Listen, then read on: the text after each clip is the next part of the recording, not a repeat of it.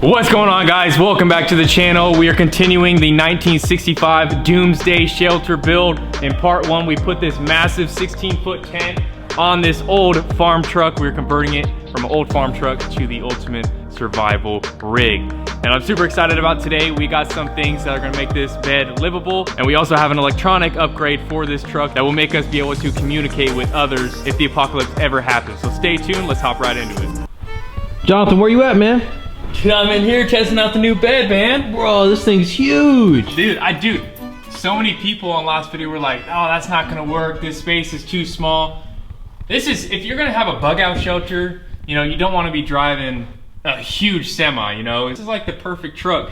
And man, this is gonna be the new bed. We're gonna have to cut it down a little bit. This was actually one of the old grain bin sides that was originally on this truck. And some of you guys were saying to put this back on. Well, the only problem with that is I want this to be removable. I want to be able to take this down and just have a normal truck.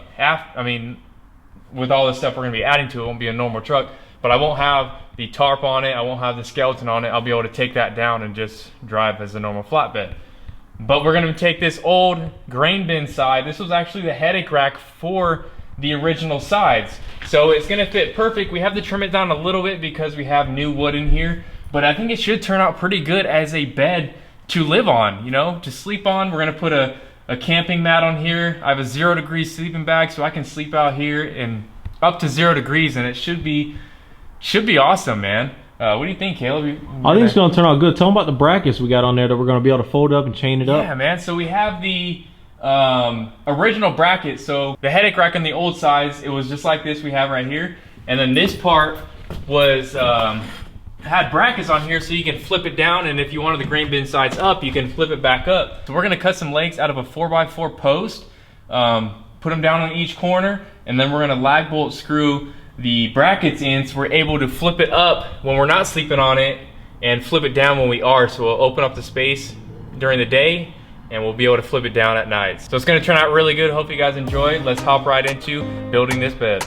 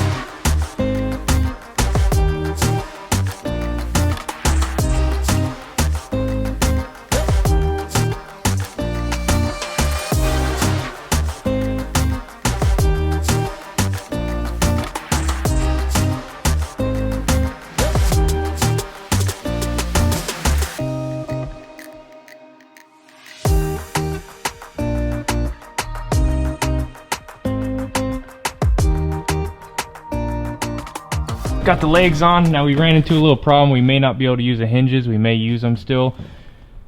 Talk about that here in a second after we get the bed up. But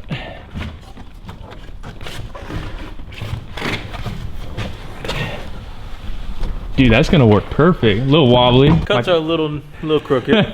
Couldn't say cuts. My cuts are a little crooked. When you get to the campsite, you could always shim it with like some washers, like some fat washers. Yeah, or a so couple where it sticks. Don't wobble. A couple sticks. Hey, you're in the man. woods. You gotta do what you gotta do in the woods. But let's go ahead and push this all the way back to the back rack. This thing weighs like 500 pounds. Yeah, so we gotta get some brackets too. Yeah, we gotta get some brackets to hold this back rack like to the sides so it doesn't move. And but I think we can use the hinges. We're just gonna have to maybe not be able to use those back pegs perfectly. Yeah. Because when it folds down, it's not gonna want to fold down if we were to. I don't know. It may work, it may not work. Geometry. I'm not good at geometry, so well, let me test this thing out, man. Let me test this thing out. Go ahead and give it a feel. What's it looking like? What's it feeling like? Feel like you're in the woods? Man, feels more comfortable than my bed in my house. Oh yeah, it probably help you with your back. It's actually problems. Not that bad. No, like it's sleeping not. on wood, It's not that bad. bad. sleeping on rocks. Yeah, that'd be terrible. Having stuff poke up in your back, just sleeping on a flat piece of wood, man.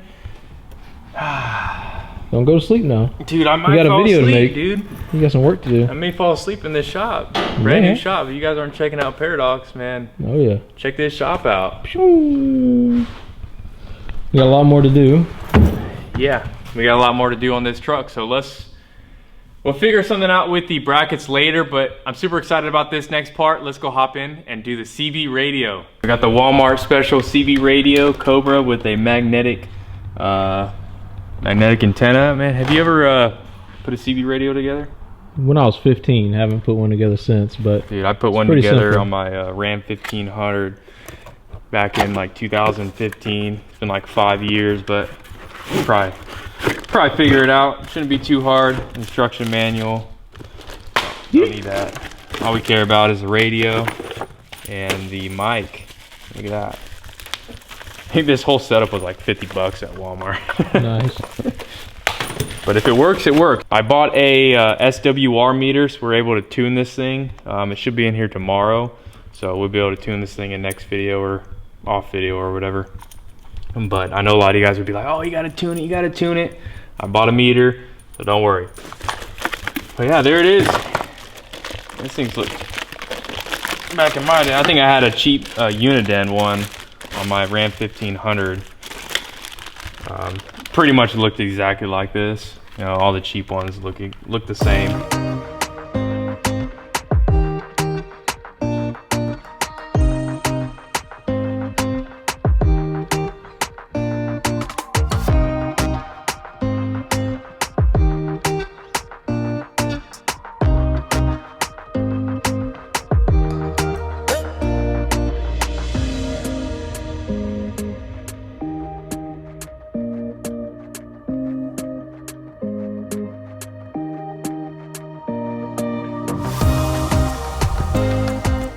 So we took a break from working on the Doomsday Mobile. We went ahead and ate dinner, and we're back in here. We're probably gonna finish up the CB radio tomorrow when I get the SWR meter, so I can actually tune the antenna to pick up channels and send out my signal stronger. You always wanna tune your antenna, tune your CB radio.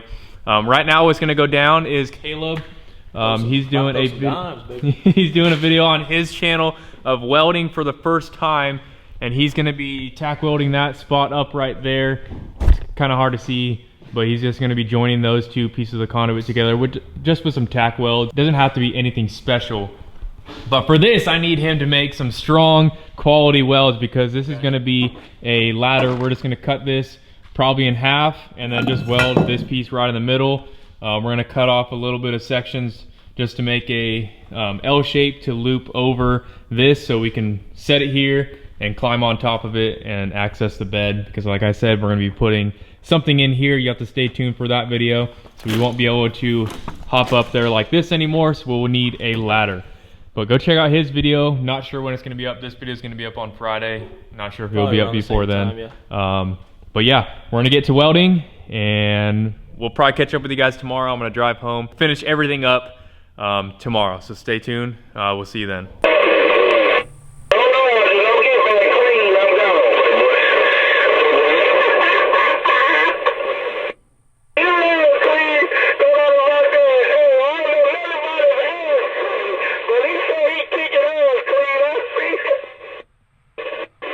We're back a couple days later. I hope you guys had a great Thanksgiving. I sure had an eventful one. I'll give you guys a story time real quick. So long story short, we were driving to someone's house to have Thanksgiving, and the front caliper on my Cummins, one of the bolts came loose and the caliper basically fell off. Some guys stopped and helped. We got some tools and we took the caliper off, zip tied it to the control arm, drove where we were going with no brakes. We got a ride to AutoZone and fixed it all up.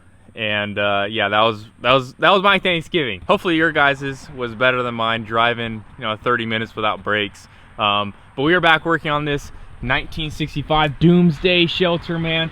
We're trying to get this CB radio tuned, as you guys heard. 503, we be down. We got transmission coming through.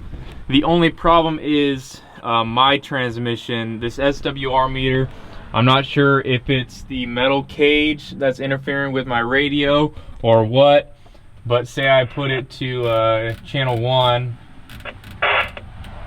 On channel 1 right now, and we switch this to forward. We key the mic, as you can see. Go ahead and set this to where it needs to be set, and flip it down. And I am in the red zone. So I have been trying to mess with this antenna and get it tuned right. I just can't seem to get it tuned right. Not sure. I may have to go out in the middle of nowhere where there's no buildings or trees or whatever to try to get this tuned right.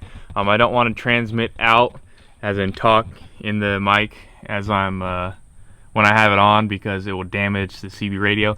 So that's where we're at with that. I don't know where I'm going to be mounting it yet to run the wire.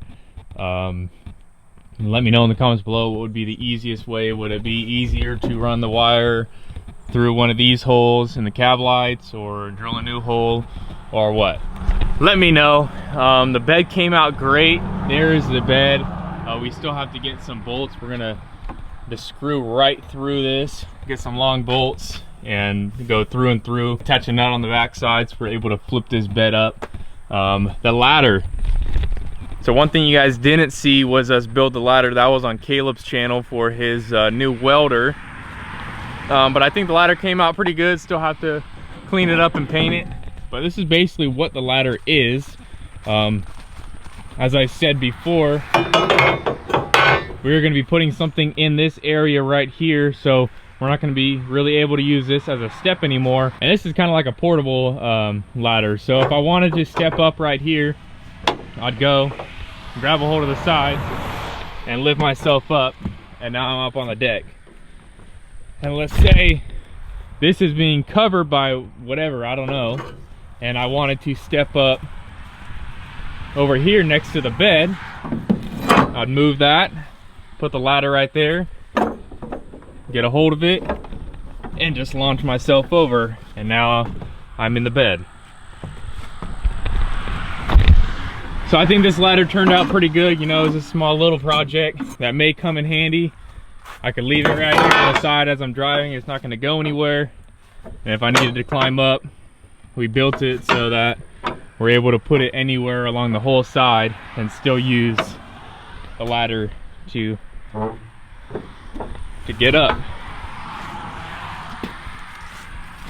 And walls don't look good, but you know, they're gonna hold. And one thing I didn't show you guys was, after the first video, the part 1, me and Justin went ahead and drilled through and through this bracket and put that bolt there so that this was not able to move, because these weren't really tightening it down as much as I wanted them to. So bolt through and through, this thing ain't going anywhere. We're probably gonna do it to the top as well, just to make it more sturdy. Man, this thing got bent by getting hit by trees. Oh well. Or got bent somehow. Not sure how it got bent, but it got bent.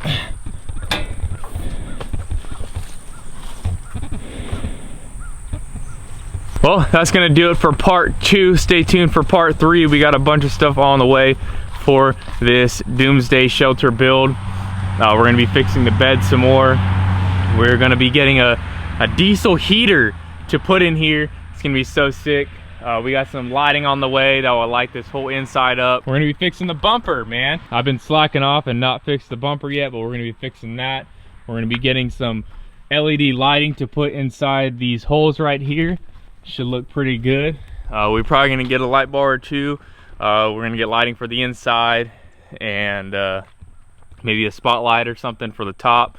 I'm not sure. The possibilities are pretty much endless for this kind of build. Anything survival will do, and we're gonna do a whole bunch of stuff to it. So hopefully you guys enjoyed. Hopefully you guys are excited for this series. The last video of the series is gonna be me going on a 24-hour survival challenge with this truck. I'm gonna stay 24 hours in the woods and see how I survive. I'm gonna go hunt for my own food, fish for my own food, and just try to survive in the elements with this truck. So stay tuned. If you aren't subscribed, subscribe already. What are you waiting for? And we'll catch you in the next one. Dippin' Diesel out.